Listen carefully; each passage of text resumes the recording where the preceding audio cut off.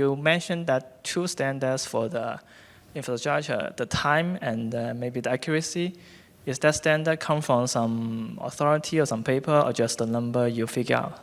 Yeah, that's just a simple estimation from our experiments and also some calculations. It's just some early results, and we will look into them and get some more serious numbers.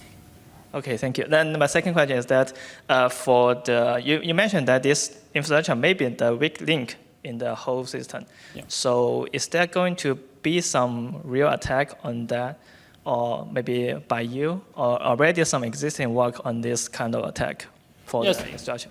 Sure. Yeah, since I2D2 is still we are first to explore A2D2, so I don't think there are any existing attacks that targets the infrastructure. But however, I think it's possible to apply existing attacks that targets vehicles to the infrastructure. So yeah, I think definitely in the future, if I2D2 is deployed, someone may target the infrastructure. So yeah, we think there may be new adaptive attacks. Okay, thank you. Looking for your future work. Thank you. Okay, thanks for the question. There is also a question from Slack from Tom Forrest, and it goes like this. It would seem that your proposed mechanism would inherently be susceptible to denial of service attacks in the communication systems that transfer information from the infrastructure to the automated vehicle. It is extremely difficult to prevent jamming of this information flow. Has this and perhaps more advanced versions, such as selective jamming, that is jamming only the time it would be the most problematic, been considered in this work? Yeah, actually, we haven't considered several attacks, for example, denial of service. But yes, I think it's possible to have such attacks, and we will definitely look into this problem in the future. Yeah. Okay. Any more questions? There is one in the back.